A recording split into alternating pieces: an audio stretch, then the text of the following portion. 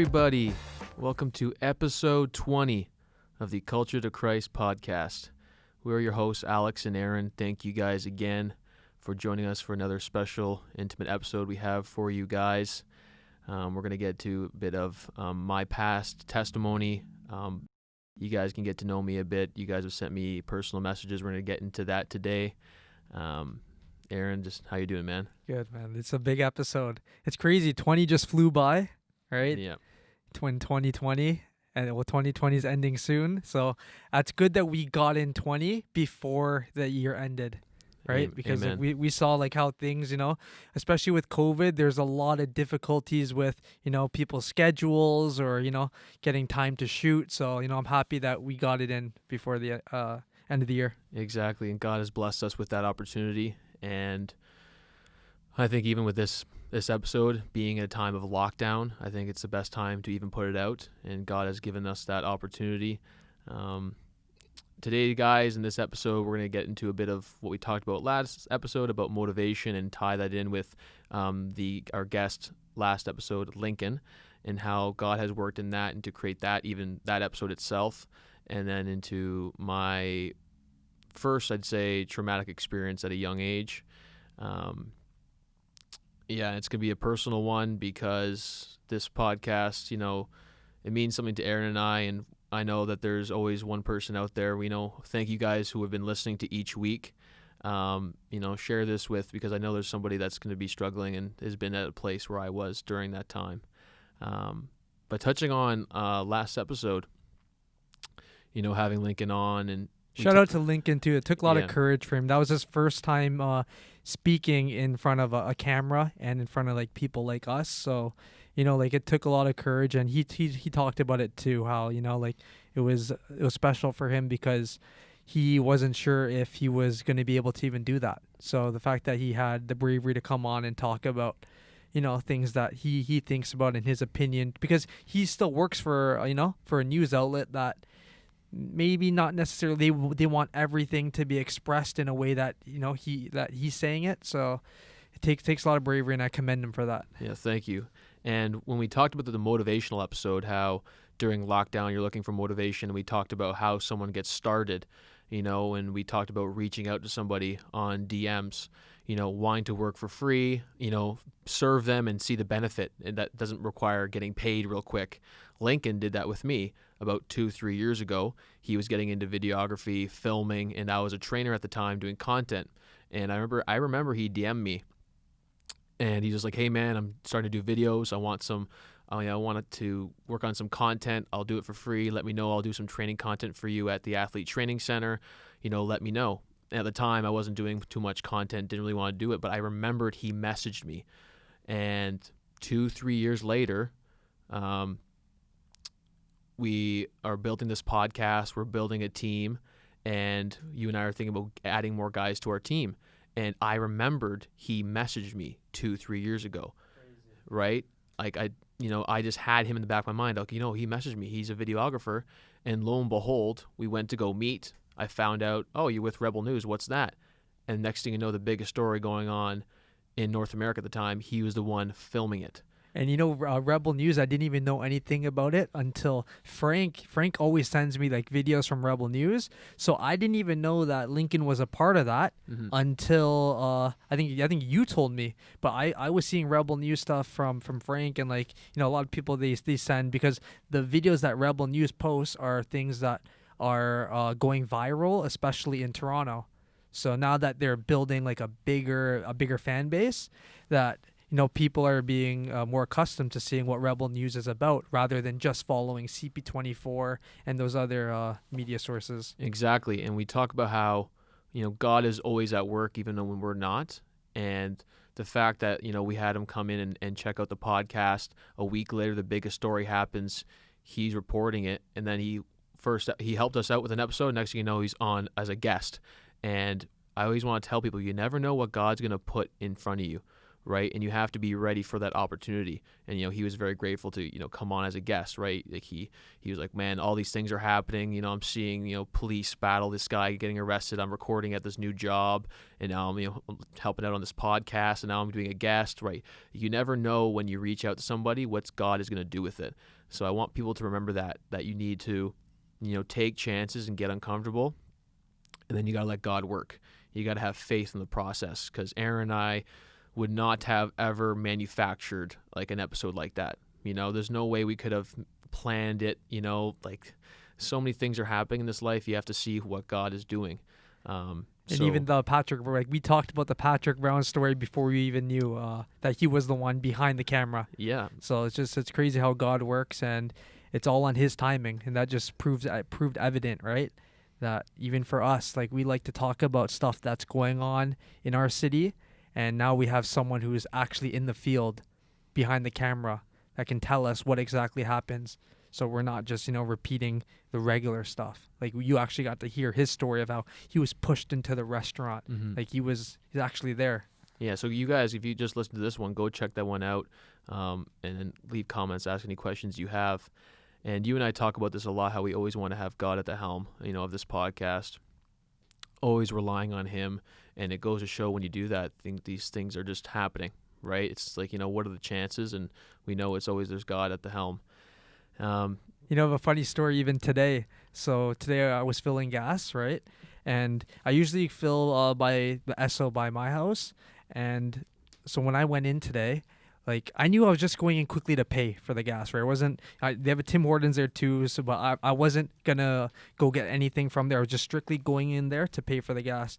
And then so I didn't have my mask, right? Because I'm just going in to pay. How dare you? I know, that's crazy, but no, I didn't put it on. I was like, okay, I'm gonna go tap my credit card and pay for it. And the guy that's working there, I know him too. So he's an immigrant there. He doesn't speak very good English, but like I always say, like talk to him. Mm-hmm. So when I went in there, he's like, bro, mask, right? He's signing mask me. And I'm like, bro, I got the vaccine already. I'm like, I got vaccine. And then he's just like, what? He's like, what do you mean? And I took out my pro hockey life sharpening card. I'm like, look, bro, vaccine. He's like, what is that? I was like, our hockey team already got the vaccine, bro. Right? So I'm a pro hockey player. I just kept telling him, I was like, bro, we got it already. My hockey team, right? Oh my god! And then he's like, bro, a mask, bro. Like I was just dying. It's just funny how like for me to not go in there with a mask, and then he's just like, yo, mask. I'm just like, yo. Yeah, I'm verified. And like that's what it's gonna come to now, though. Oh, because yeah. now the who was it? I think with the top doctor in Canada came out yesterday and said that he's not gonna force people to take a vaccine, but certain things and certain areas will be restricted to people who do not have the vaccine. And he's talking about he said these three things specifically. He said you may not be able to enter a hospital, schools, and he talked about, I'm not sure if he said travel, but there's one more other thing that he said. So he's like, like we want everyone to move through these spaces with the vaccine, or like.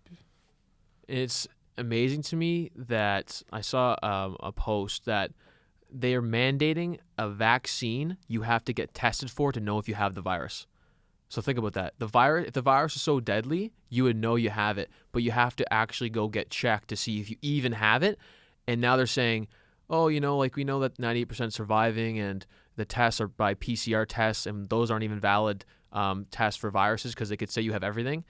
But now we're going to mandate a vaccine. It's forcing. There's such a bigger plan, and it's a joke now. People have to see it that, if it was such a deadly virus, everyone wouldn't have to go get checked to see if they have it. Like you would be seeing people dropping dead or like, coughing and, we need this vaccine. And it's getting to a point where you're seeing now, like they're taking away your freedoms if you don't take a vaccine. And now I'm questioning is what is in the vaccine? What is so important that's in that vaccine? Like, are you giving me a higher dosage of it? Yeah. And they said the first people who will be getting it, they said are people over 70, people who work in the healthcare system. It's a quick way to kill the population, yeah, right? I was just thinking that too. 70 or over. And they already have the highest number, right? Like we said, 40% of cases in Canada come from the old folks' homes. So That's one thing. And a lot of the major airlines, their presidents, they said that, they're going to make the vaccine mandatory for international travel. So a lot of these airlines, they're not going to be letting people come on board if you're flying international if you don't have proof that you took the vaccine.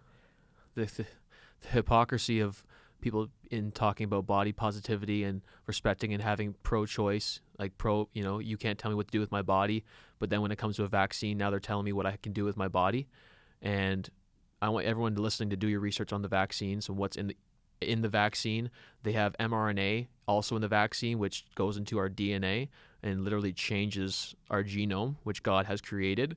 And you have to ask yourself, why is there an mRNA gene in the virus? What are they trying to change within the human genome that was made by God? And look how fast they developed these vaccines. Yeah. So like everyone talks about like, we don't know enough about COVID. So, like you shouldn't be having this opinion towards it. We don't know enough about it. We're still researching, but we have vaccines around the corner. Like all these governments, the Canadian government, they've put billions already into orders for the vaccine for early next year, or like March. So it's like who wants to be the first people that are being the test dummies for it?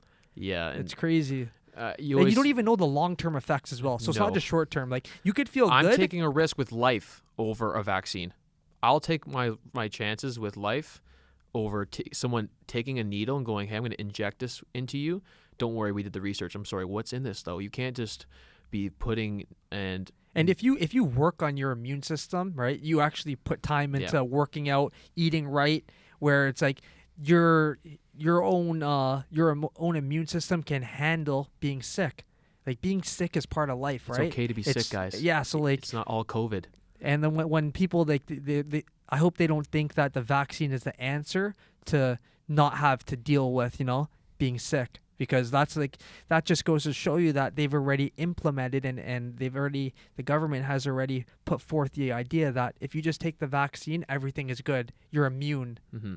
We know it's not like that. A lot of times when people take vaccines, there's long-term health effects that fuck them up in the future. Autism happens a lot in children. They become autistic. You get even sicker. You get the flu. It shuts down your immune system. Yep. You get more sicker.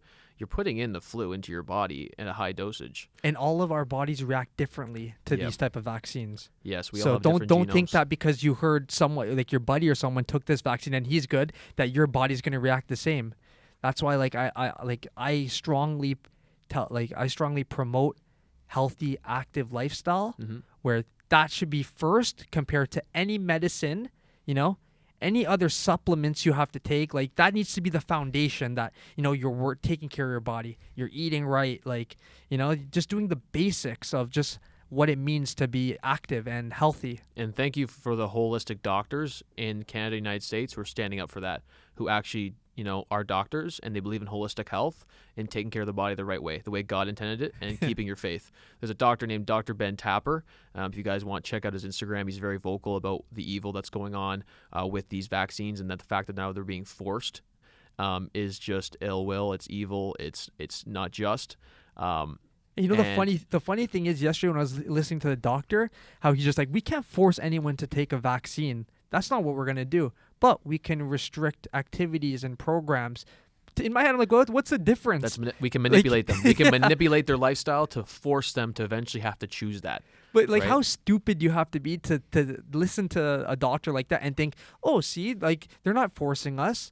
But them taking away your freedoms and your rights to do certain things that you used to be able to do without having to take the vaccine, that's a wake-up call. Mm-hmm. Like you saw how Obama, Bush, and Clinton, they all had to publicly go out and say, we're going to take the vaccine. They're not taking it at all. They're not taking it, man.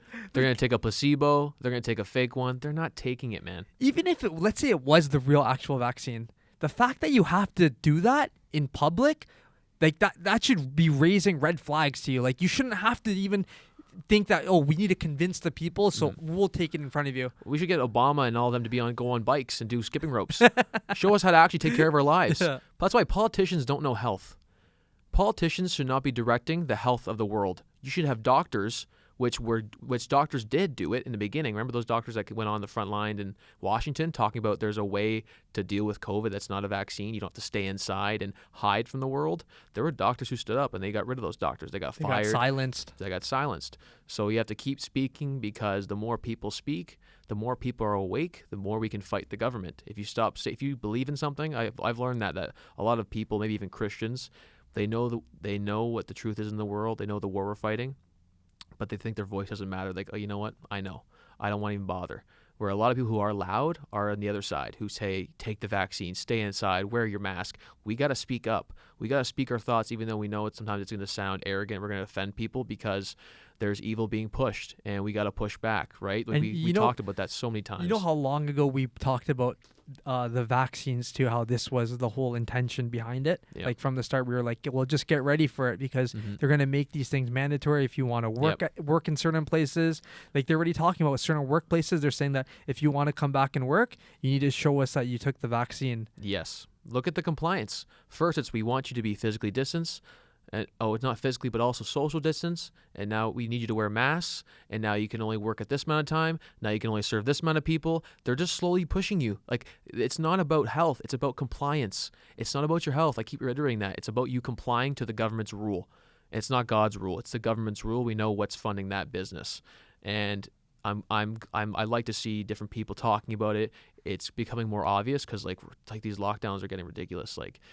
And unfortunately, there are the people who are lazy, compliant, don't actually believe their life has meaning and purpose, and just want to take a vaccine so they can go back. And now I've already heard this too, even from like people that are close to me, that they said, well, if it allows me to travel, I'm just gonna take it, because like it's been so long. But you see, that's why the lockdowns worked in favor of the government pushing the vaccines, because it's to the point now where people are so over not being able to do anything that they're just going to take it, like, okay, let's just take it and move on. Like, I don't want to have to still stay in the lockdown. So they see how the government can control those narratives in people's minds. Yeah. And it's sad to see, because and that's the way the government controls our minds is because we don't know who's really running. Like we always want to reiterate that, guys. If you're getting to the point where like, yeah, I just want to take the vaccine to get back to my life, ask yourself, what are you running from? Why can't you live with yourself? There's something going on. Like, I know you and me, like for me, the lockdowns were a blessing. I got closer to God, closer to my faith with Jesus. It brought this podcast together. Like, we're 20 episodes in, and this is a meeting episode for me, because I got closer to God. Like, the lockdown for me was a blessing. So, like, and it made me not want to take a vaccine and just talk more about the truth, right? So it's like, yeah, people can say all this stuff, but there's the other side of the fact that, you know, if you took care of your soul, you took care of who you really are, a lockdown is not going to affect you, because you know who you're listening to and who guides your soul and your spirit, right? So if we talk about suicide a bunch throughout the podcast and different episodes, even last week, and lockdown does not create suicide. It shows that there's a problem with people. It shows that the system is wrong, that a second the lockdown happens and we don't have distractions, we have to come to the fruition of our soul and realize we're so broken. But I would say that lockdowns can contribute to suicide if it has affected your personal life, maybe your business. It can lead to things where it's like, if let's say there was no lockdown, people like look at Josh's employee, right? Yes. So like it exposes things. It exposes truths that we have to come to fruition with, right? We know mental health battles. And it can lead to mental health yes. mental health issues. And the lesson of that for me, I always take away, in which way I'll get into my testimony of this episode. What I learned is you don't own anything. Nothing is yours to have. When you start worshiping and gripping onto everything you do in life, that you need it to stay alive, that's when you know that the devil's got you, that you're going to lead into a drug addiction, to sex addiction. You're going to take on just dark thoughts, become a nihilistic person where there's no meaning. And the lack of God in people's lives lead to that. Suicide is wanting to just leave the reality of your world, leave what you think is just all evil. And but also too, so there's a lot of business owners that when their business got taken away from them through the lockdown, they had to close, and that's what led them to suicide, right? It's a tough thing because that's never happened to them in, like, let's say 25, 30 years. So that lockdown and that the implications of lockdowns that have pushed them over the edge is something that, you know, the government has to take responsibility over. It's not even like, because that wouldn't have happened if you guys never did this. Yes. And that's like something that the government will not take responsibility over, because they would just rather avoid it and just stick to the numbers. COVID's still spreading, right? Still spread that fear amongst people. And people still think, no, the numbers are not as high because the lockdowns, they were good. Imagine we didn't do the lockdowns. And it's like the focus is not on love. The focus in this world is based around fear. People have been indoctrinated through the school system to live in fear. Fear you're going to lose your job. Fear you're not going to make it in the world. Fear you're going to be single your whole life. Fear you're never going to make the business that you wanted to do. Fear you'll never get out of your addiction. The government uses your fear. It doesn't care about your love. It doesn't care about the love for your family. Have you been watching TV lately? No, I've stayed away from it. Yeah, so now there's a lot of commercials promoting vaccines in general, not even just COVID vaccines. The Canadian government now has put out commercials saying, like, I'm sure people in at least Canada who are listening right now, you guys will see these. I'm not sure if it's like this in the States, but because I've been watching TV and I've seen all the time now they're promoting, go talk to your doctor about vaccines. Realize how it's like to have vaccines available to you, and you know, get to the source of the truths behind vaccines. So the fact that you guys are making, you know, commercials about it, you're trying to get everyone ready for the new normal that includes vaccines and how they want to implement it into our systems, right?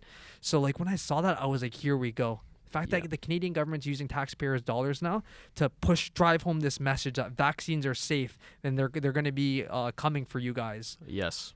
And it's not education. They try to make it seem like it's education. It's indoctrination. They're trying to make you... propaganda. Yes, they're trying to make you robots and sheep to the system. The school is pushing it. It's in the schools already. It's on TV. It's with celebrities. It's on the news stations. It's indoctrination to make you think that these people are here for you. They're trying to make you...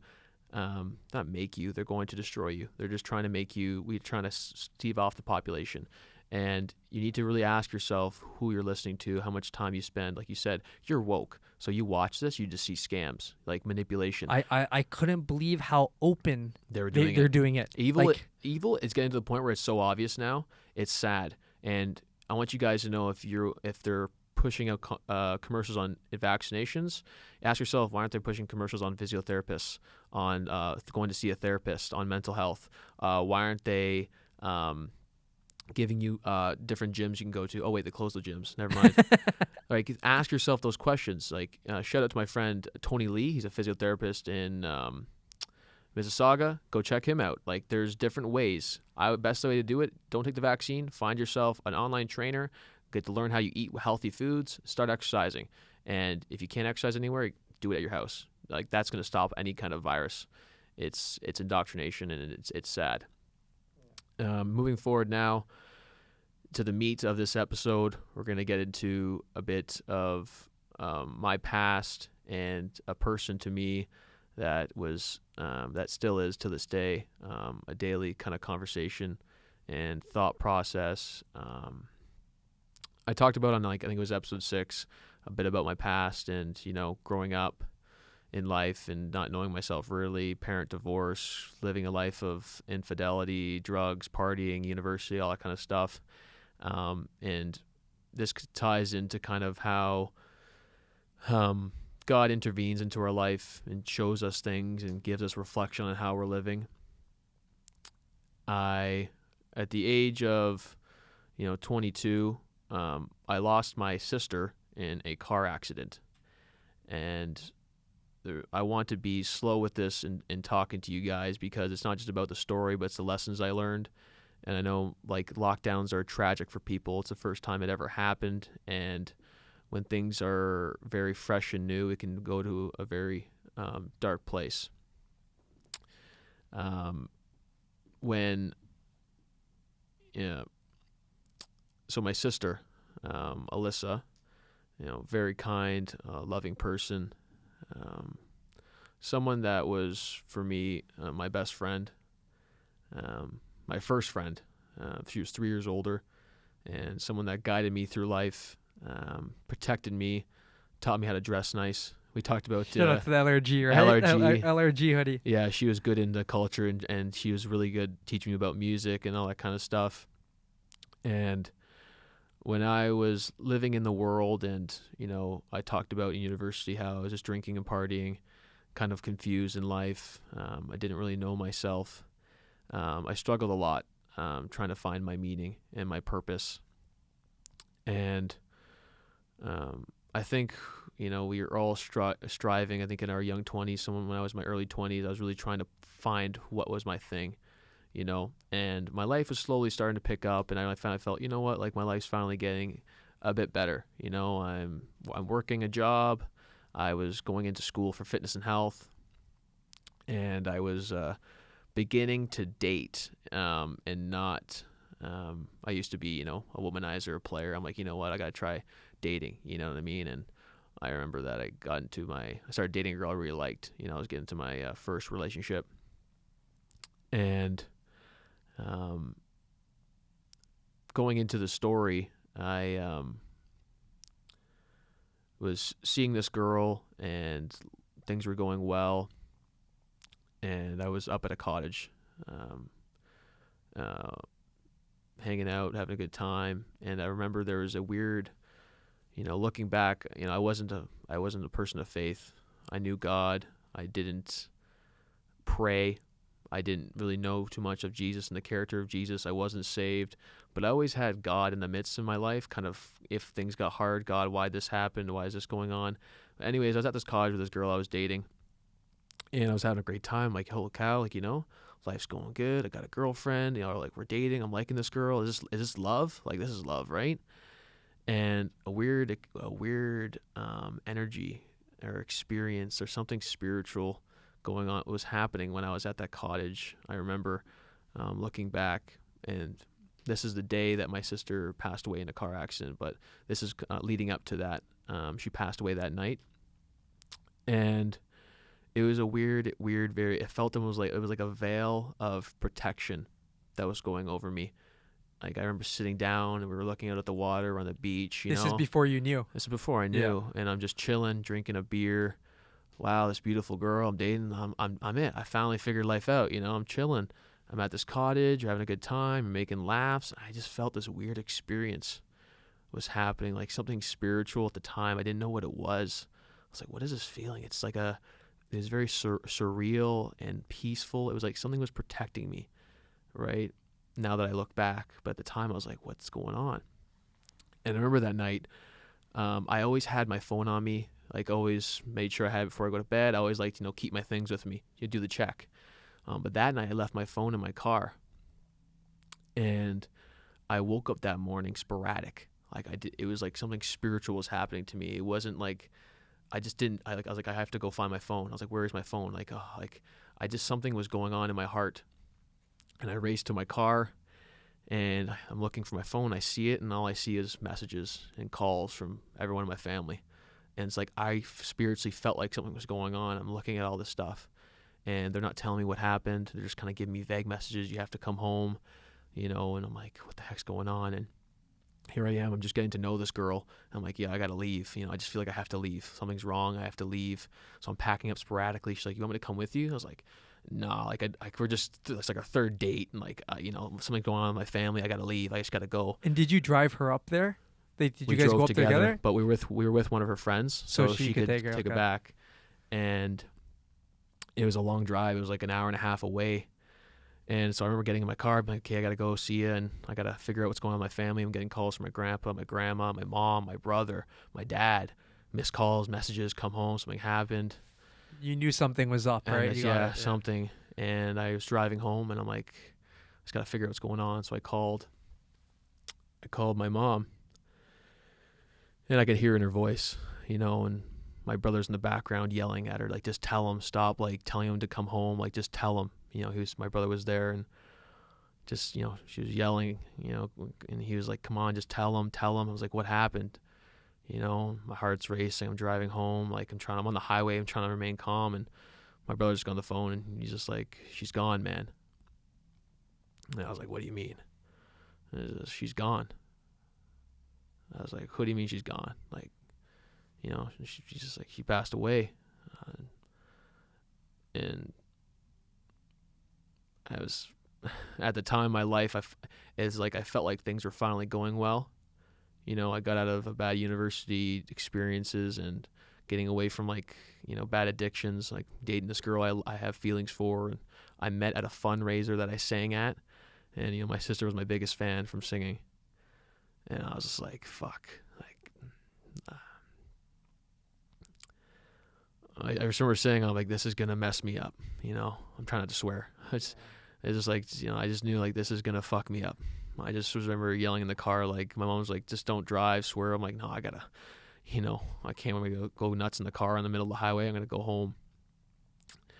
And yeah, and that's the thing too. Like I put it out in the world that it was gonna fuck me up. It was gonna mess with my head. Like this doesn't make sense. That's probably why your mom didn't want to tell you until you got home. Yeah. In fear of that, that's a long drive for you to think about it. Like anything can happen, right? Yeah. My brother told me while I was driving, she died in a car accident. So it's like, you just lose a kid in a car accident. Now your son just finds out his daughter dies while he's driving the highway an hour and a half away. That's tough. So I remember driving, and that was the longest drive of my life. And to be honest, when I got off the phone, I went to God and I asked him, why? Like, what are you teaching me? Like, what is this message? What are you trying to show me? Like, why now out of everything? Like my life was going good. I was getting happy. So why now? Are you trying to show me something? Was she a bad person? Like, does God need angels? Like, I didn't know. I don't know anything about the Bible. I'm like, maybe God took an angel. He needed her for something bigger. I, at the end of the day, looked for positives. I needed to look for the hope, And so that kind of conversation was going on, asking God, what were you trying to teach me? Why did you take her? Like all these different things. And I'm only 22 years old, so I don't really know who I am. I don't know who God made me to be. I'm confused. And, getting there and seeing my brother, my mom, my dad, and the family all came together, and everyone's kind of crying. Everyone's kind of responding differently. And I'm looking around, and I remember hugging my mom, and I told her right away, she's in heaven. It's okay. And you know what's crazy? So that same day that happened and what you're describing, I remember being on my own, I think it was Instagram, was for sure on Instagram, and a lot of people that I knew were posting rest in peace to Redway, who was in the same car as your sister. Yeah. And like a lot of my friends were close to Redway that knew him, right? And I was thinking like, oh, like, and it was big news too, like especially like on CB24 and stuff. And that's when it's crazy how me and you at that time didn't even know each other. So, and now like you see how God works, like through that instance there, right? Like, and I didn't know who you are, but like Redway was someone that my friends were close to. Yeah. Like I saw Redway a couple times, like at parties and like, different, like I guess different clubs, but like that just shows you how, and now God brought us together in a way that, like it's kind of like a fairy, like a movie, right? There's always a path God's paving for people. And yeah, my sister did pass away with two other people, Chantel Nunez, who was her friend, and Shane Redway. I didn't actually researching and preparing for this episode because I wanted to still provide value and not just give a story. I never looked at the news about it. I never read articles until yesterday.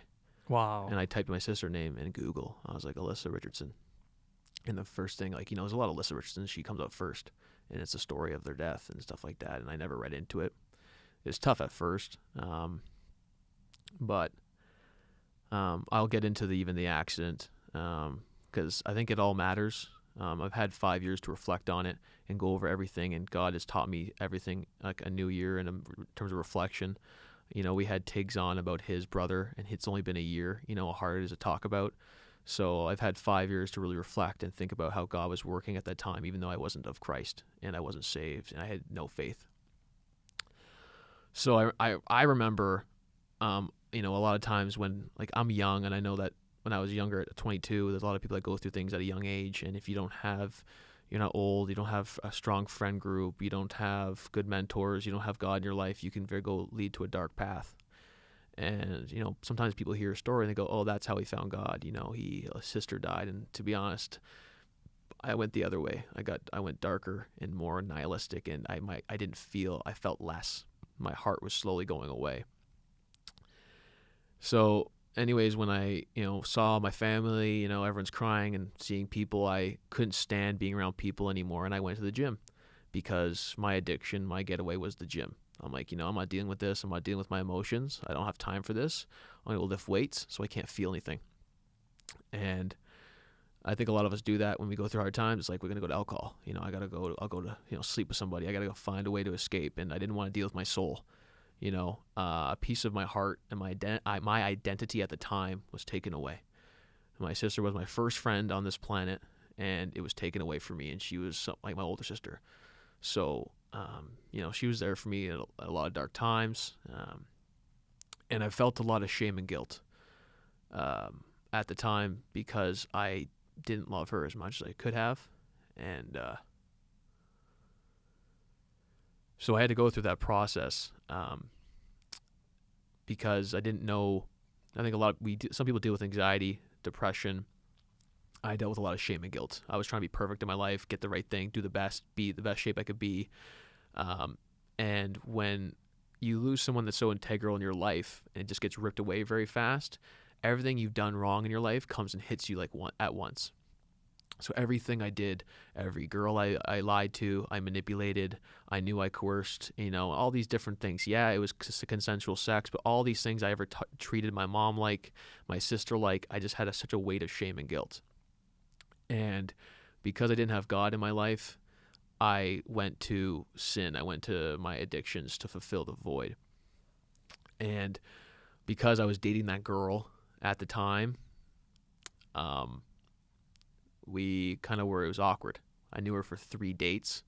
She knew I had to leave. My sister just dies. So we're both young and in the world, and it led to kind of more confusion and more darkness because now I was looking to fill a void. I was looking to replace the piece of my heart that was missing, and I selfishly chose this girl in a time when I probably should have just reflected and gone to therapy and, just chilled. So when I kind of reflected and had to tell all my friends, it's weird. Like, you learn a lot of things about yourself and the friendships you carry. I learned I didn't have as much meaningful friendships as I thought I had with my close friends. And it was a two-way street. I realized that I was very like someone that could always handle himself. Like, I don't need your help. I don't need to go talk. I don't need to open up about my emotions. I'll go to the gym. I'm gonna go play sports. I'm good, and vice versa. So when my sister died, and you have to tell your friends, you got a viewing, and all this stuff is happening, it felt weird that I had to tell my friends, hey, guess what? My sister died, and at the time, it shows a lot of struggles in the family. Like, my brother had to, so my brother was living with her at the time, and his experience is I'd say a bit darker and worse to me because he remembers my sister was going out that night. It was late. He's like, hey, you know what, you're going out a lot, why do you got to go out? It's like 1 a.m, just stay home, just chill. My sister was working hard. She had full-time job as a bartender at St. Louis and worked at Edge Imaging, and she was at Ryerson University trying to finish her degree. And my brother just remembered telling me, he's like, yeah, I was telling her just to stay home. You don't have to go out. You don't have to go to the clubs. And, he was waiting up all night. He's like, I just felt something was wrong, and he had to go identify her. He had to go. I never had to see my sister like that. So there's so many different things I was trying to battle with and understand. Like, I'm confused, and now I have this new relationship I'm trying to deal with. My brother's going through shit. My mom's losing her mind. She just lost her first daughter. So I'm looking to escape. Like, I can't. I'm trying to keep people together, but I just can't. So I gravitated towards a relationship that I think I'll get into another episode. But yeah, losing her was the start of something, and it led me into dark areas. And that started with a relationship that was kind of a Do you void think you filling. do you think you went into that dark era because you kind of just felt like God wasn't there for you, so you're gonna try to create your own new reality in a way? Yeah, I was looking to then, instead of trying to deal with my emotions and the pain, and like I said, everything came at once of who I was living like. Like when my sister died, I looked at my life and who I was, and I hated myself. I looked at everything I ever did, how I talked to people, what I promoted, what I believed in was evil. And because I didn't have God, I just went worse. I just got darker because I was like, there's no way out. I'll make it, I'll just do what I can to survive. And when I had, my sister had a viewing, and when we talk about even legacy, my sister was a kind, loving person. She cared for the homeless. She would just go see the homeless people and feed them. She just cared about people. She was kind to a fault, like we always say. And I look up to her to this day because my goal is trying to one day have a heart like hers. And I remember the viewing, and like it's the viewing itself is weird, but there was lineups outside. We talk about people and the impact they make in lives and the legacy they live. She wasn't famous, no, tons of followers. She worked at a bar, served drinks, was kind to people. And I just remember me seeing like thousands of people in 2 days straight, like all the people that she impacted. Because when she met people, she was there, she was present, she was loving. And I'll never forget that. Like there was blocks of people in Glen Oaks. So when we talk about people and I think about my life, and one day, it's like, it's not about having all these people show up at your funeral, but it just reminded me of like, the kind of person she was. And, yeah, so I just felt like a lot of shame and guilt around it. But I want to touch on basically why I care so much about, Christ and, culture to Christ and people struggling, because I reflect on like, why she had to go out and what she was looking for. My sister had struggles like a lot of women and men do, of seeking validation. Being, a single woman living on her own, working hard, and not having really the support she needed, and, what she was chasing, and what she was going after. And I want to talk to about, Chantel Nunez was a very kind, loving person. And they were close friends. I got to know her for a bit. She was a very confident person. And my sister, she didn't have much like that charming presence like sometimes I carry. Chantel was very confident, very beautiful woman. But unfortunately, when you live a life away from God, you chase culture and you chase whatever the world thinks makes you feel good. I don't get too much in the details because I think his parents lost their son, and there's a lot of anger and stuff you can come up with because he was driving, right? And driving late and 427, and essentially the car just, apparently he fell asleep. The car veered off and just hit the guardrail. My sister died on impact. So I look at it, I'm glad she didn't suffer. She just died very quickly. I don't think I should get into details about how unfortunately they didn't get to die as quickly. And unfortunately people were trying to help them get out, Yeah. Shane and Chantel. But they were unsuccessful. There's a lot of thoughts, right? But for me, I just always say my sister would love, and I never had once any kind of bitterness or anger, resentment. It's like he lost his life too. He's got family and people that cared for him. Like my interactions, I remember like in clubs or like at parties with Red. So there was one party at it was a Mississauga condo, and it was like an all white party. And that was like I think one of the first times where I met Redway, and then Redway would be asking me, he's like, yo, I need some fresh gear. Like that's what people usually ask me for, right? Stuff like that. But it's crazy to me to think how that's how like we're kind of connected in a way through that. Yeah. Right. And there was a story because when we met each other, I didn't know about about the whole situation, right? Yeah. Then I don't talk about this story. I never shared any of this story before, any of this information, and even with you, I never ever mentioned it to people. Mm-hmm. It kind of happens over time. Like, But that's how I feel like God is always present at work. yeah. Like we have a Culture to Christ podcast now, and we knew nothing about each other before, Mm-hmm. right? And that's, yeah, it's the, um, God puts people in your place, right? In the place of maybe sometimes you need it, or there's a bigger plan He wants to be fulfilled. He wants His word to be spread. And, for you guys listening that maybe have lost someone close to you and tragically or through cancer or murder or whatever, it's always for God's glory.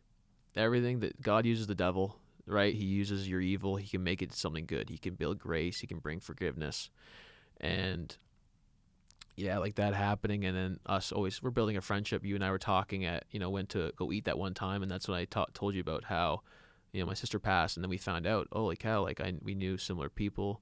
It's not. But it's not a you coincidence. you also brought me closer to Christ. That's why Culture to Christ, because you helped me also bridge that gap. Like a lot of the things that we talked about, you've brought a new level of thinking to me that I wasn't exposed to. So like you were the first person who even told me. I still told this to you before about stop focusing so much on the religion and more on the relationship. Mm-hmm. Because I was always about following rules, this and that, right? And that's Yeah. when I felt that how could I live up to that standard when it's so hard, It's so hard. right? Yeah. And that's why, like, everyone has a story, and what we're doing with this podcast, and like you having the courage to do this the same way Tiggs did, right? Because I Yeah. feel the emotions. Like this took a long time for you to come to that place where you're comfortable to share with everyone. Yeah. So obviously it's something that like I can't, like because that's never happened to me. I don't have that testimony in my life. So I'm grateful for people like you and Tiggs that can open up, because I don't even know how I would feel, right? Yes. And that you're always about paying it forward. Like what can people learn from your experience? Amen. And from like what the stuff that you've been through, because like you said, some people when tragedy happens, they find God and like they want to change their life. You went the opposite. You went down even a darker path. Yes. That's why I'm so passionate and not passionate, but it's a purpose for me to not. I want to help others not to have to go through what I did. To come to Jesus and come to Christ, to know it's about your heart, it's about your soul, and you need to change that. And I never wanted to make losing my sister some kind of woe is me victimness, and I did that for a bit. Getting into a relationship I know I shouldn't have got into. I'm like, my sister just died, and here's this girl I had feelings for, but now I'm all fucked up, and I probably should go into therapy, but I got into a relationship. And that in itself was toxic. Not even just about sin, but just about being unfaithful, being very bitter. It starting to build resentment in me, and I was just chasing, culture again, and a lot of different things happened to me. So I remember, Would you say you were drinking more and partying more too during that time, or like becoming more savage mode? I think because I was dating this girl. I spent way too much time with this girl. Like afterwards, she came to see me the day she died. So the day I found out, she drove down. We saw each other, and I was like, "Wow, that takes a lot of courage for this girl to come do that. Maybe she, really does care for me." So she died August 1st, 2015. So for about that month before university began again, we hung out with each other and got to know each other. But unfortunately, when people get to know each other in traumatic experiences through trauma, it's toxic. It's very like she was my savior kind of thing. It's very unhealthy. And you end up abusing the person. You just end up abusing each other, right? So I had to learn through that experience, and maybe I'll touch on, testimonies in my relationships and the things I did wrong so people don't have to kind of do the same thing. But the drinking was it happened later on. I'd probably say a few months, 4 or 5 months, maybe like in the new year of the 2016, after that relationship was kind of all over the place and pretty fucked up. But I really just reflected on my life, because I looked at, okay, now I'm feeling all this shame and guilt to how I live my life, like who I am as a person, how I talk to people. I promoted people not to be in relationships, go on Tinder, just fuck around, be a player, go out and party at the clubs every weekend, be a savage, get jacked, all that type of stuff, man, like man's man. And I looked at even my friends, like, so after my sister passed, the viewing passed, you kind of get high, right? Like all these people are giving you attention, and it feels surreal. It feels like you're in a different world, right? Because everyone's trying to reach out to you and talk to you, and then you're just by yourself, and none of my friends reached out to me, and I was like, man, like, no one wants to see how I'm doing, hang out with me. That's rough there, right? That's how you and it really, at the time, because we start to become a victim. Like, I started to become a victim of my life. God just took away my sister, and now I'm like, what else is he gonna do? Now my friends don't even want to, like, hey man, how you doing? Want to go get a coffee or something? And it hurt me at the time, so I became very isolated and very like, okay, I'm on my own, and I'll have no God in my life. So what am I gonna do? And I'd probably go try to find a one night stand. Go to the gym. I'd go to the gym like crazy, just train, and then go find a one night stand real quick, and then be like, hey, I can't talk to you because I'm just trying to do this. I remember basically, so I dated this girl for a bit. She went to university. It was back and forth, yada yada. We both did some unfaithful things. When I tried to drink again is when I went to, Doug. Me, Doug, a guy named Jake, Sebastian, Mike Saya too. Saya boy, right? Yeah. We all did a road trip to Boston. And it was in my car. We drove 8 hours up. It was kind of last minute on reading week for February.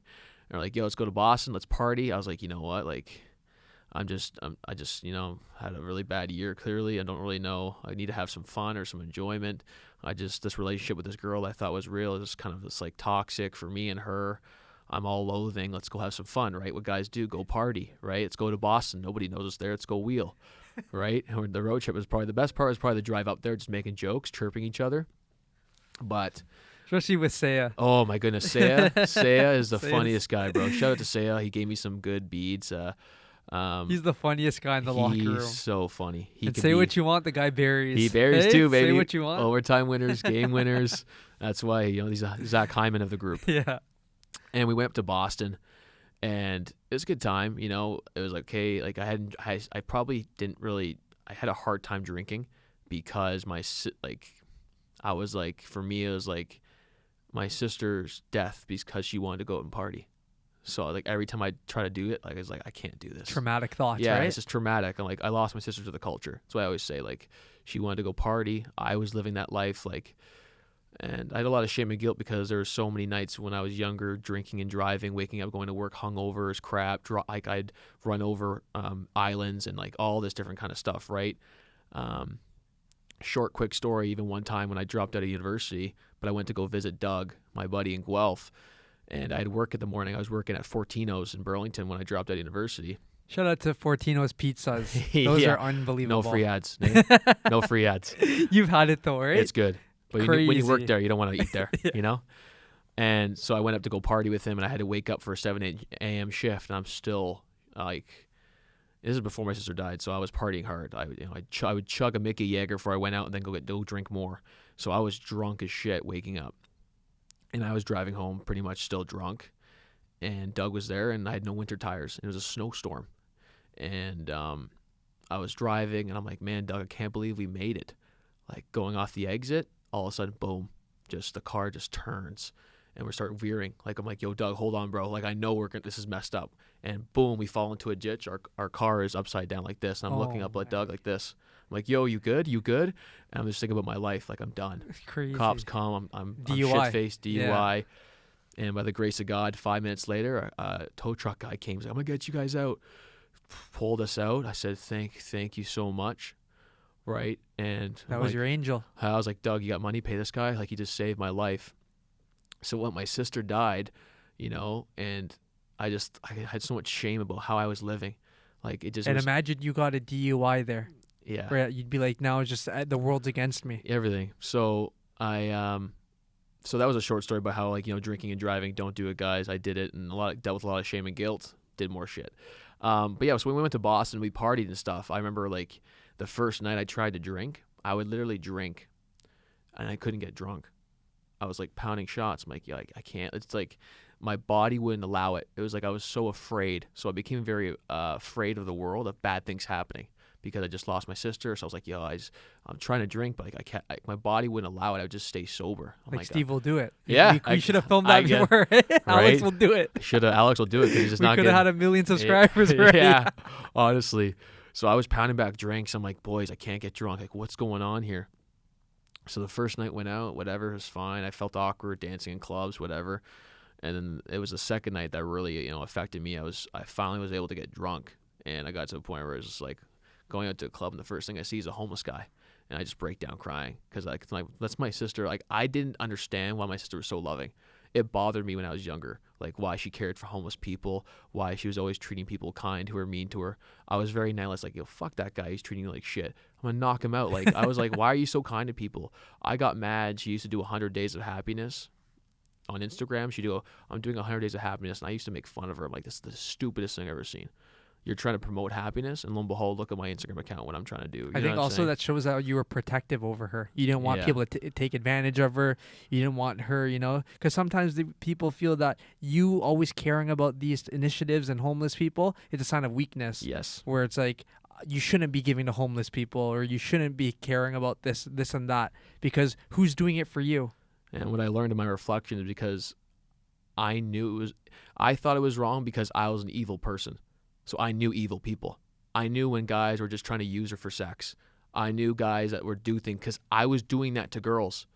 So I'm like, you kind of get what you get in life. If you want to stop something, start first with yourself, right? So I saw how she was treated by people, by men in her dating life, and I was the same way to women. So I knew evil, and that's why I'm a big proponent of God and Jesus Christ, because I danced with the devil for so long.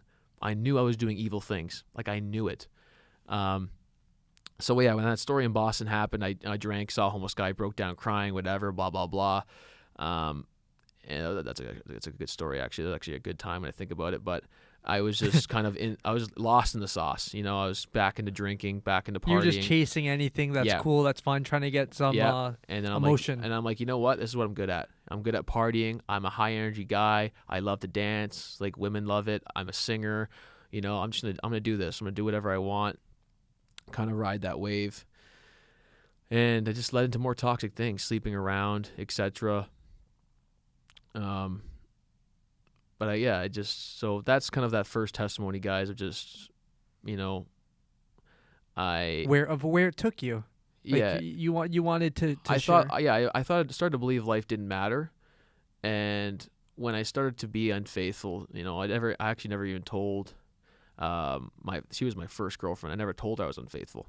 So, hopefully she never has to hear this, because I prayed on it a lot, because I had a high moral code about that stuff, because, my parents got divorced. Who knows what happened there? And, when my sister died, it became very dark. And, when opportunities arose, if I'm drinking, I'm sleeping with a girl. Like, that was just my initiative, because it was already in my heart. I was already doing that sober. So I'd go out with the boys, and if the opportunity came, I would do it. And I knew it became evil because I would lie to that person. And I was like, okay, like, I'm committing to the devil. Like, I knew it. Like, I just knew in my soul, like, I'm committing to the devil. Like, I'm lying now. I'm still gonna date this girl, but I know I've cheated. I've had a hard time. I've even reached out to different Christians about it. I'm like, hey, like, this happened years ago. I never told this person. Like, do you think I should, will God forgive me with this? I haven't never told this person. And, like, I know they're in a new relationship, so, like, is that necessary? It's been years. Like, hey, guess this is what happened. And I had to reflect on that, because the person was like, are you doing it for you? Are you doing it so you can feel better? Is it a time, I had to pray on it. It took a long time. It was actually during lockdown. I was like, God was hitting me about all these things I hadn't repented on and asked for forgiveness, and I've, never told that person. And then I'll get into it, like, eventually, guys, later on in the podcast, about other relationships I got onto, because I think, we as people, relationships become a very place of not dealing with your issues and just getting into toxic relationships and causing more abuse and destruction. But so did you end up doing it or no? No, I never told her. Oh, okay. Never but did. Still on your heart, right? I prayed about it, and for me, like, that person was on their journey as well. Yeah. And, we kind of both used each other. We were young at the time, had our own issues, and, I just lost my sister, and I got into my first relationship, so it was kind of like, because, it's a double whammy. You're the first person who's told me that they've went to the extent of,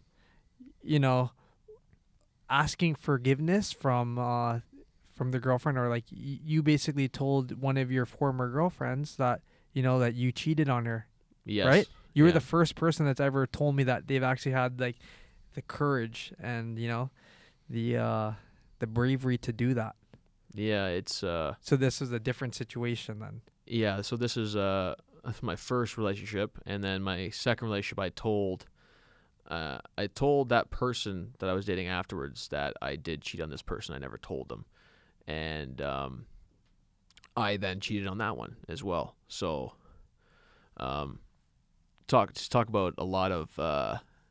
You're going through a lot at that time, man. That's what happens. Yeah, right? it's pretty evil. It's pretty evil stuff. It's hard because you think about, I hear so many guys, tell me stories and they never tell their significant other. And for me, it's hard now because That's why I respected you so much when you told me that, because I was like, yo, no one does that. Nobody. Like, you're the only person I know that has actually, yeah, confessed to that. My friends, like, sometimes I tell them the story and they go, bro, it's not even bad. I'm like, I don't know, man. I guess and the truth is because I am different, because when my sister died, I began to change. Like, I started to see, yes, I went evil, and I became I'm more of a drunk. I slept around. I cheated. I had 2 bad relationships, 2 toxic relationships. And I'll get more into detail if you guys want to know, like, stuff about relationships and stuff like that. But culture promotes that about, yes. Getting away with it. Yeah. Right? Like, like the music we listen to, the movies we watch, it promotes that, getting away with cheating. And I learned that you can. And honestly, if I didn't feel convicted or didn't believe it was wrong, I would have. But I just knew deep in my heart that, when I started investing in God in my second relationship, I started investing in God. It was a more Christian relationship, lukewarm Christian relationship, going to church every Sunday, started reading the Bible, doing a Bible study at that girl's place. And God started convicting me, like, I got to start telling the truth about my past. Like, I always kept my past to myself. I felt like I had a double life.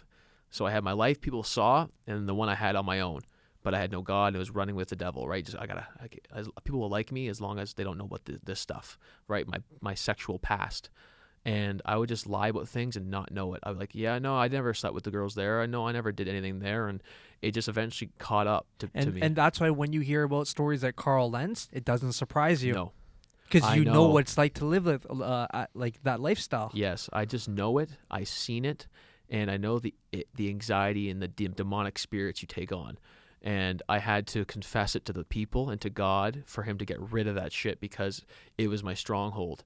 Like, my stronghold was my pride and my lust. Like, I lusted after women. I had a poor, hardened heart because my sister died. And because I didn't have God, I led with my shame and guilt. And so if you don't come to God to forgive you about your shame and guilt, the devil's got you, and you go back into your addictions. And I never believed, like, when I was doing it, when I was committing cheating, infidelity, lying, deceiving people I told people I loved, I knew, I'm like, man, I'm evil. Like, this is it. Like, I can't go back. This is my identity now. Like, I told people I'm a piece of shit. Like, I didn't hide. Honestly, like, it was hard for me to hide in my face. Like, people were like, they were kind of people. But even that dated. takes character. The fact that you're open about it with other people, because everyone that, like, nowadays, especially with Instagram culture, guys like to hide that. Where it's like you have a guy like Carl Lentz who's preaching one thing and then living a lie. Cheating on his wife. So that takes a lot of character for you to realize that and want to change it, because you came to that point where you're like, I can't live like this anymore. I need God to take my steering wheel. Yep. And I was very blessed because I had a wonderful mother who talked to me about Jesus growing up, about character, about loving and respecting people, and knowing how I knew I should have treated my sister better. Like, she was a great we're siblings, right? You always go back at each other, but to know, I did have a good final conversation with her. We drove up to my stepmother's dad passed away, so we drove up for 4 hours to Ottawa. We got to talk to each other about life. I got to show her that girl I was dating, and that's, I think, what led me to want to stay with that girl, because I showed my sister the picture of her on IG. I'm like, hey, like, I like this girl. Like, I felt like I was changing. Like, I'm not a player anymore. I actually have feeling for somebody. And, that was a good conversation, and that was kind of the last conversation we ever had, and then she passed away. So just in my head, I'm always like, man, if this happened to my sister, if a guy was treating my sister like this, if someone treated my mom like this, I would want to hurt them. But I'm like, what would I want that guy to do? Because I wouldn't want my mom living in a lie. I wouldn't want my sister living in a lie with a guy. I need to be honest, and admit what I did wrong, and whatever the results are, at least I can say, I was honest, and I chose, like I said, people to God in the situation, regardless of my whatever I get. And So don't you feel that was God's way of speaking to you and putting that on your heart? Yeah. Because we know that like the emotions that God wants us to feel don't always come in the way we imagine it to. Yes. No, it was God spoke to me in my second relationship because I've told the story of this to you and to other guys, and met a great girl 3 months after my other relationship ended, but I never changed. I kind of just living in my sin, in my comfort zones. Met a beautiful girl I found so attractive. We got along. We kind of clicked. And after the first date, which was so great, I went out to the club. My buddy invited me to Hamilton to the clubs and met a few girls. We were dancing, and I slept with one.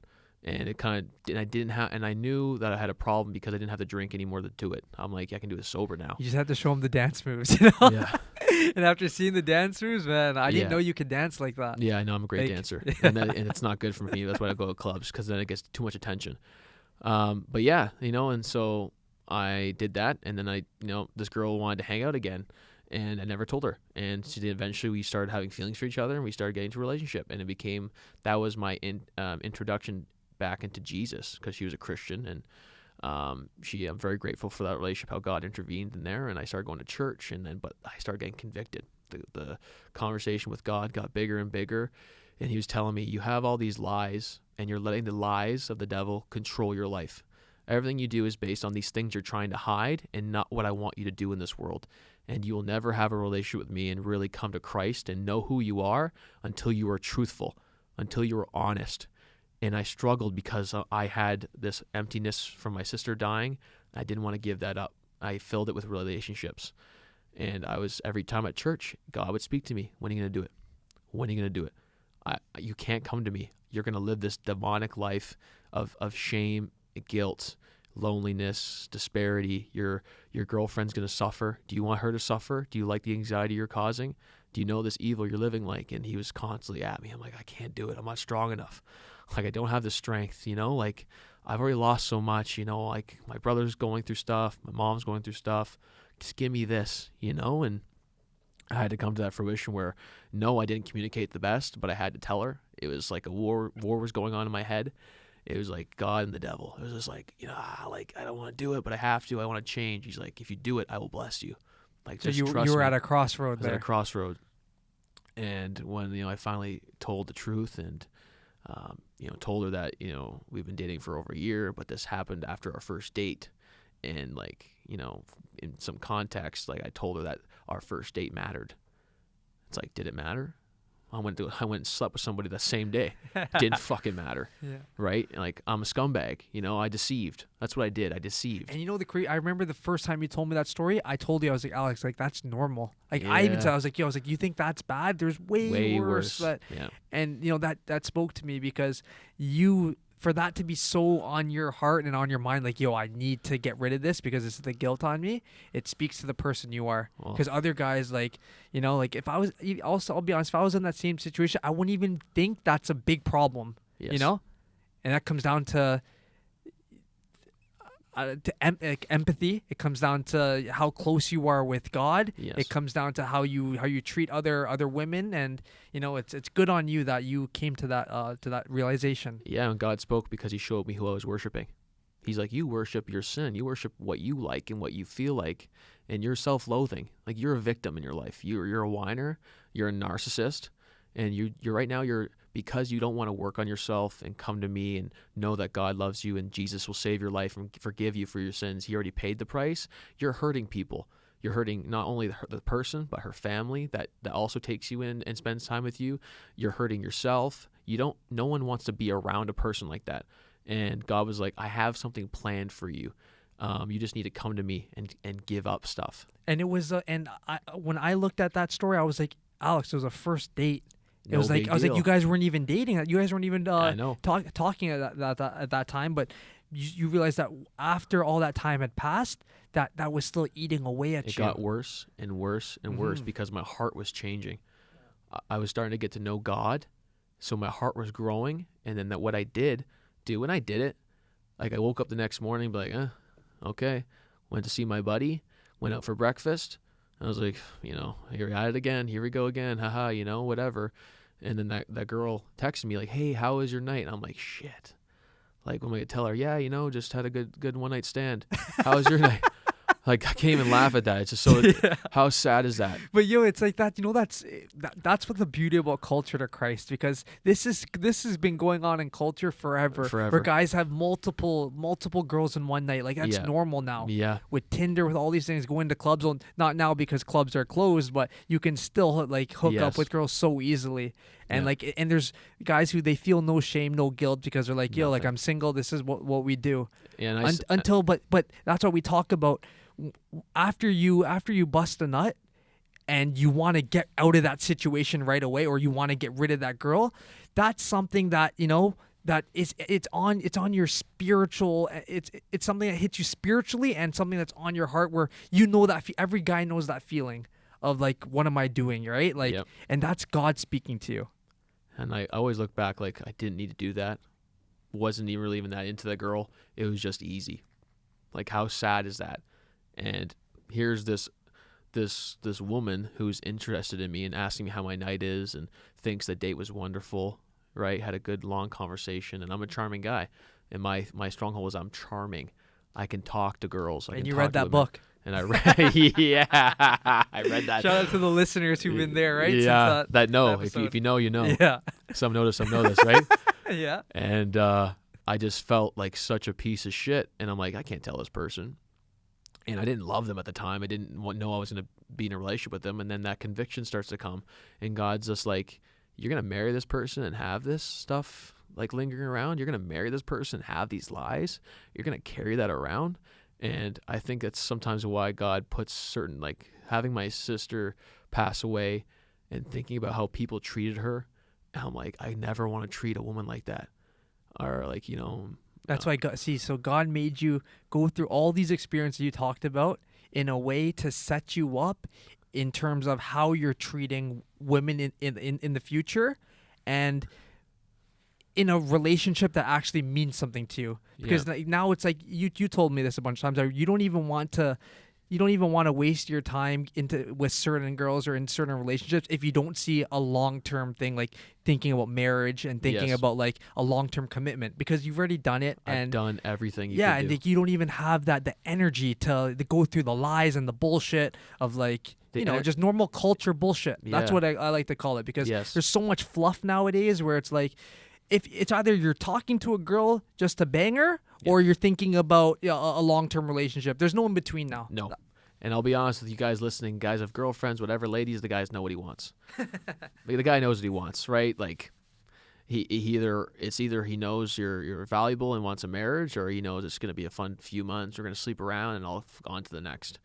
And culture promotes that now. You look at the music, women now, or it's like women empowerment. Just sleep with men, take the D, and be a woman and have sex, and it's all good. It's like, or even from the woman's side, like sleep with someone rich, have his kid, and you're set for life. Yes, so that's big now. It's double-edged sword. It goes back and forth, and that's why I care so much about wanting to lead men to be more integral and have character, and work on the fact that you have a lust sex addiction problem. A lot of men do, and we should not be doing that to other people. Like, if you have an addiction, it's important to take care of it and work on it, because at the end of the day, I think we all would like to marry someone that's special and important to us. And that's why God says, don't have sex before marriage. Yes. Because that's what's supposed to keep your guys' bond together. Yes. So sacred and strong. And I realized I didn't treat my sexuality sacred. So my way of getting rid of stuff or dealing with stress, it was just having sex. I was treating my most sacred thing about me, because it's the hardest and most evil sin to do, because it happens to us. Like, lying goes to somewhere else. Having pride goes somewhere else. But like, sex is in our bodies. It happens, right? God calls it soul ties. And I slept around with so many girls. I had so many soul ties with all these different women I cared nothing about. They're just what people call it, the kill count. Now people call it bodies, and it hurts my heart hearing that stuff now, because I'm trying to work on my life with Christ. But that's why every guy feels like shit when after they bust, when it's not someone who they're actually in a loving relationship with, they feel guilt, they feel that they got to get out of there. It's because you just hurt your soul. Yes. Right? You damage your soul because it's a covenant. When God says a man and woman come together, they make a covenant, they become one. But people aren't getting married, so you have a bunch of boyfriends and girlfriends and people just fucking around, making all these soul ties and coming together so deeply with each other, but it has no meaning. So you're treating something so sacred like it has no value. And then even if you do have a kid, you can get abortion. You can abort the kid, or you can take Plan B. There's so many ways around it, right? You wear condoms. It's So there's even same with guys who maybe they say, I'm not hurting anyone because I'm just watching porn. You're still hurting yourself. Yes. Why do you have to close that screen right away and delete your history? Because you feel that shame and guilt. Yes, and you and I both are honest about this, about the podcast, and I still struggle with sexual sin till this day. I'd say 99% of men. Yeah, right. And the culture promotes us to be that way. It promotes women to be that way now. I think the easiest way to get away from God and Christ is to sexually sin and to get into that and enjoy it. I did it for a long time. It ruined relationships. It hurt people. The devil can use it against you to make you feel like you're gross. You'll never come to God. Like, you're doing all these things. You can't not stare at a fat ass that walks by your way. Like, you have to. Like, you're so controlled by your dick. Like, you have no control. And God the Holy Spirit gives self-control. He's like, if you're a man of God, that should not be an issue, right? And it's not about fighting it. Like, you and I talk, I used to fight it. Like, I just can't do this, don't do this, don't do this. But if I'm constantly fighting about my sexual sin and my wanting to jerk off and all that stuff, or sleep around with women, I'm going to do those things. And God says, flee from it. Flee, meaning don't let it even be a part of your day. Your day should be about run away. Flee means run away. Flee. So fight means that, like, he's literally saying that you can't fight it. No. He knows that's the biggest downfall of men is women, right? Adam and Eve. It goes back from the very first story. Yeah. So, but you know what God always says? I'll never let the devil tempt you more than what you can bear. Exactly. So it comes down to self-control and discipline, because God will never put you in a situation where you can't resist. Yeah. Now that he puts it on you, because he gives you freedom of choice to make that decision for yourself, and for you to learn from your lessons. Yes. Because we're all gonna slip up, but it's what do you do after you slip up? You're gonna continue to live in the sin, or are you gonna move past it and be like, this is something where I don't see myself in long term. And that's why I was very grateful that even when my sister died and I got into these relationships, for me, sex was one-night stands and sleeping around, but now I was seeing with someone all the time, sleeping with them all the time, not married to them. And I just saw how it just became about just having sex, and then that was it. It's like people want to call boyfriend and girlfriend. You're just bang buddies. You're just sleeping together, and you put a title on it so you guys can do it often, and that's the truth. And I saw myself when I was coming to Christ and, trying to be a Christian relationship. It was very lukewarm, very not of God, very comfortable in sin. Right, and not reading enough of the word and being convicted by it. I saw I was becoming less of myself, and so was that person. So I want to ask you, when did you start reading the Bible frequently? Like, from the point of when your sister passed to when you said you were going down a dark path. When did you find that reading the Bible was going to help you? Was it a year after, or? So my sister died. The girl I started dating, actually, her father worked at a church, so I had experience going to church first. It was called Christadelphian, and I was like, it's a weird church. Kind of looked very like Get Out. I was like, the movie Get Out, a bunch of white people all creepy, so that creeped me out. But she was kind of religious. I didn't read the Bible then. It was probably when I got into this relationship. This very kind, loving person. Very works hard. I prayed for her. I prayed for her all the time. She bought me a Bible, and I wasn't saved. So when I tell people like saved, what does that mean? Like, I was blessed by the Holy Spirit after that relationship ended, because I started to choose God in my life. But I never used to choose God. It was like, I'm choosing the devil. I'm choosing my sin. I like sin. I like sex. Like, nah, you know what I mean? Like, I love playing sports and hockey. Let me work out, get jacked. I would say I started reading it here and there, like a verse once in a while. Her parents had a Bible study, so I'd just go read it. And like, to be honest with you, I was searching. Like, I was searching, and I was excited about it, because I'm like, you know what? My mom always talked about Jesus. Like, I didn't like my lifestyle. I want to get away from it, and here's this beautiful woman that we have a relationship with, and she's talking about Jesus. I'm like, yo, I'm in. But that's not how you come to Christ. You don't come to Christ by someone going, like, I'm a Christian and you're not. Let me save you. It never works, right? Like that's why today I'm a Christian saved. I'm not dating a lukewarm Christian. I'm not going to want to marry someone in culture because we're talking from two different places. And I was that person, and I saw how I hurt somebody, right? So I started reading here and there, and I was like, eh. And then when the relationship ended, because I saw how much pain I caused somebody, that was the last straw for me. I was like, I can't be this person anymore.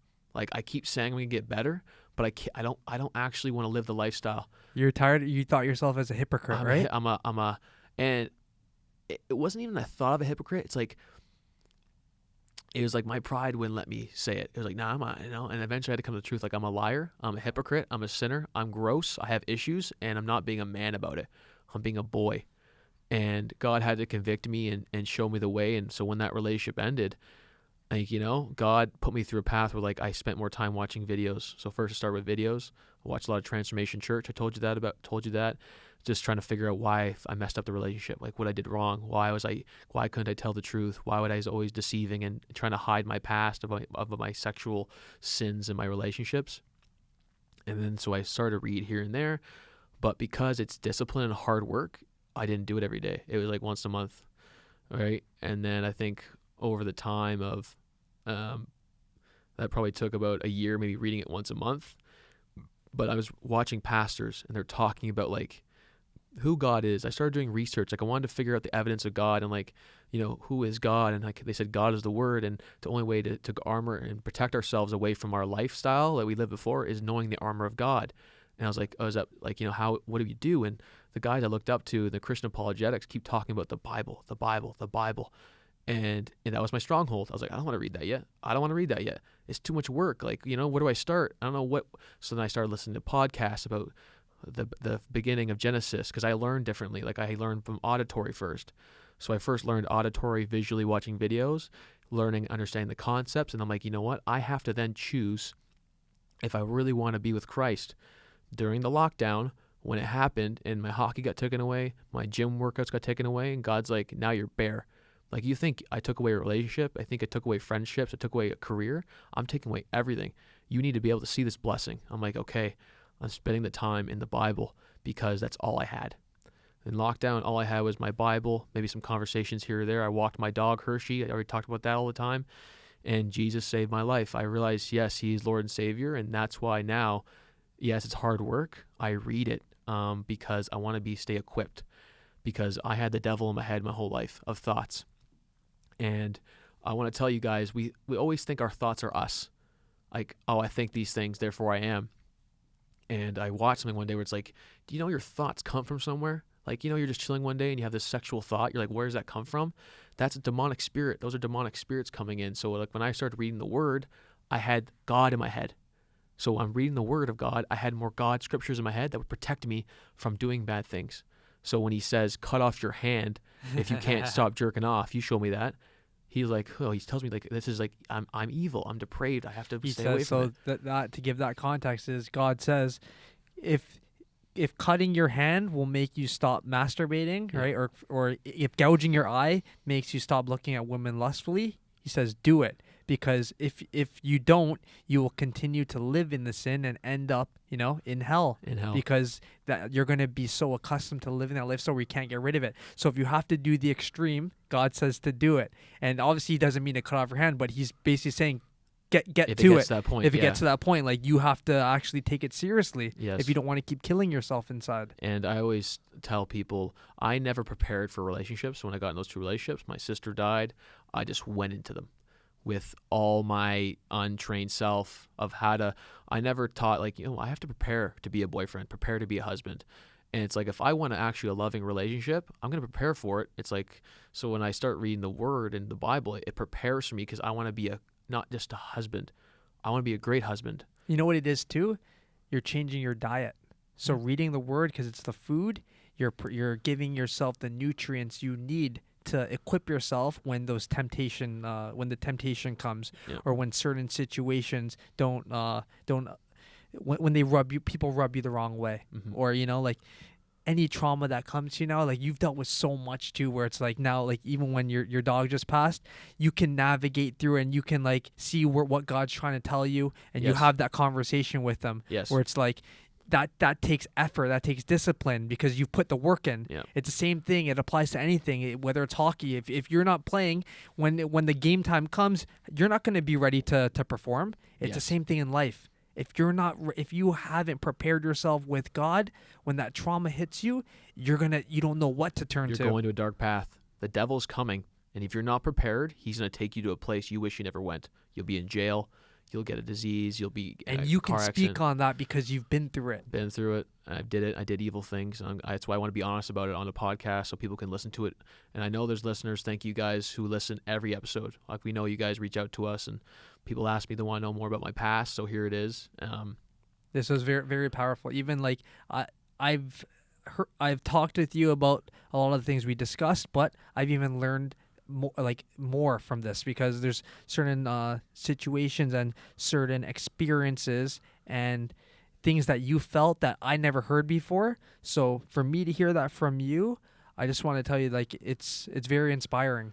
Because like the fact that you've been through so much and you're still here and now we have this podcast together, like we said, we could have just made a podcast just all about culture. Culture to culture. Yeah, just not have anything to do with empowering people and, trying to help better their lives.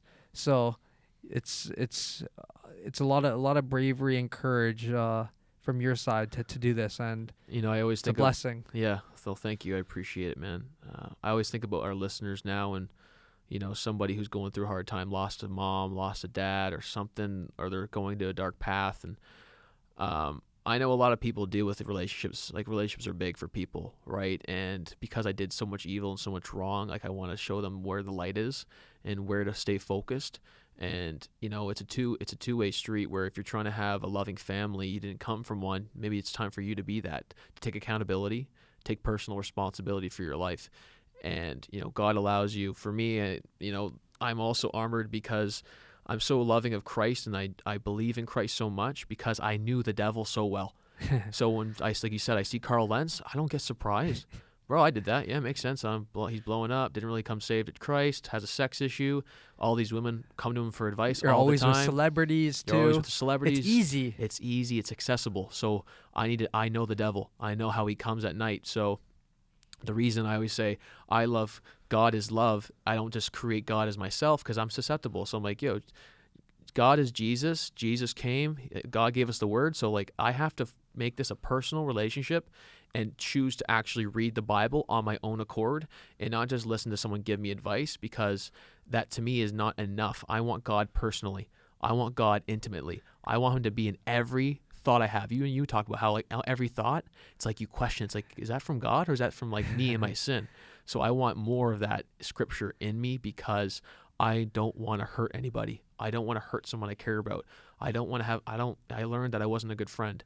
My sister died and none of my friends wanted to hang out and see me. It's like, that was the kind of friendships I built. I was more like, yeah, on my time and I'll do it, but I don't actually, I had my one friend, Anthony, shout out to him. Like I went to go see him. I gave him a big hug and cried. Like he understood my heart and he knew Alyssa. But I had to really reflect on every area of my life of who I was as a person and who I want to be. And now it's about the future of maybe father and I want to be and the husband I want to be and the friend to you I want to be. Just gave everything more meaning. Yeah. And I didn't have any. I was meaningless. So I hurt people.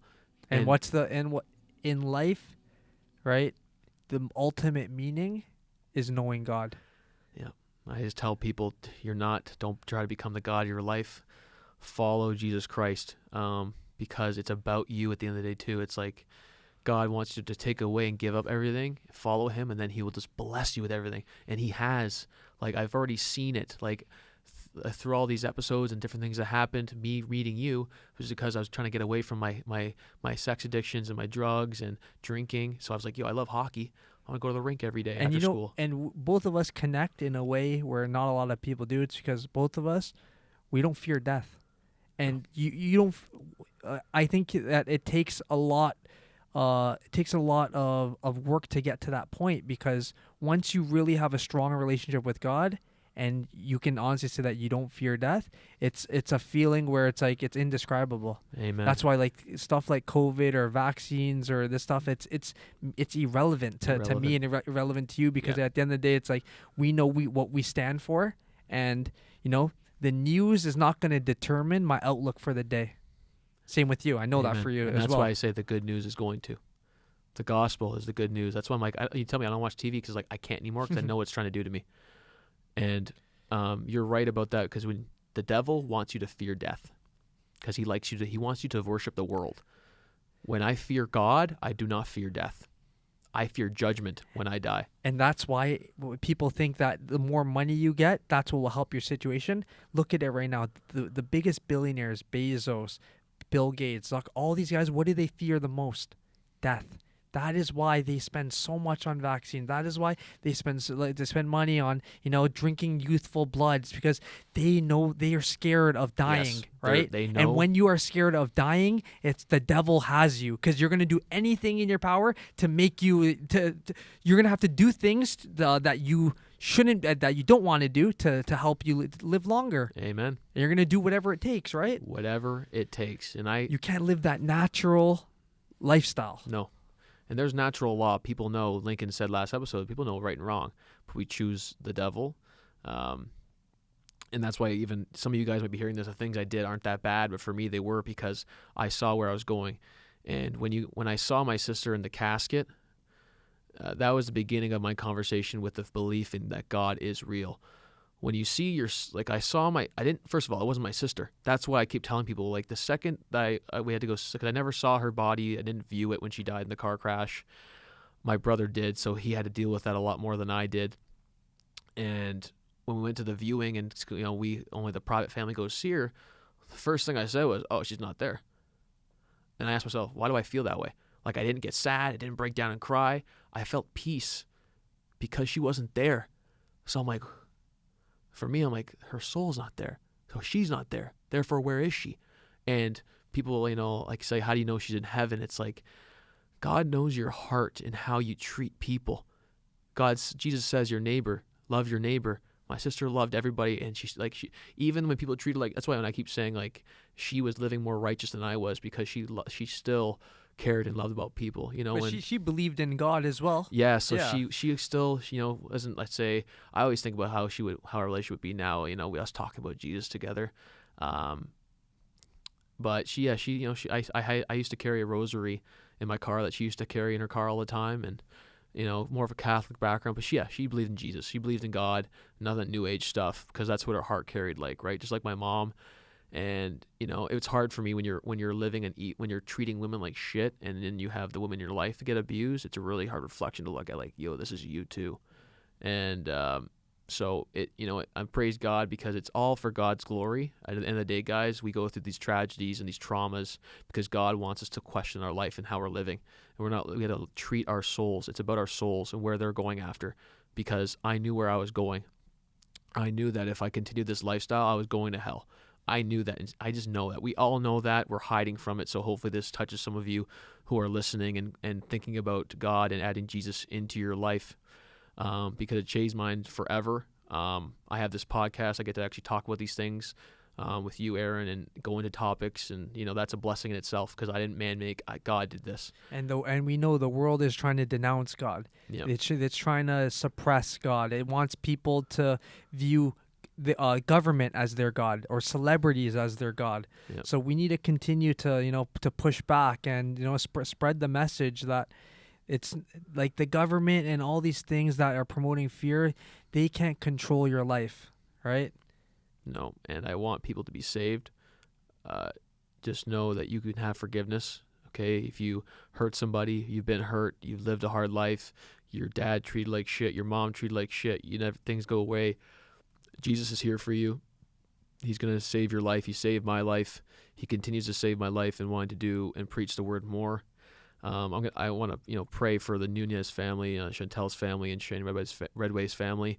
A lot. The sad thing is that having to go to like court afterwards, and like such depravity of having to see his parents and talking about money and stuff because how they passed away. It's just like, I don't care about money, man. Like, they lost their son. Like, I lost my sister. My dad and mom lost their daughter. It's like we're talking about like money and who gets money from insurance and stuff. Like, so I don't. That's why, for me, I care about things that are real. I could die tomorrow. I learned that firsthand. So I don't care about things that are just about chasing the culture and chasing a quick fix. So, thank you guys so much for listening to this episode.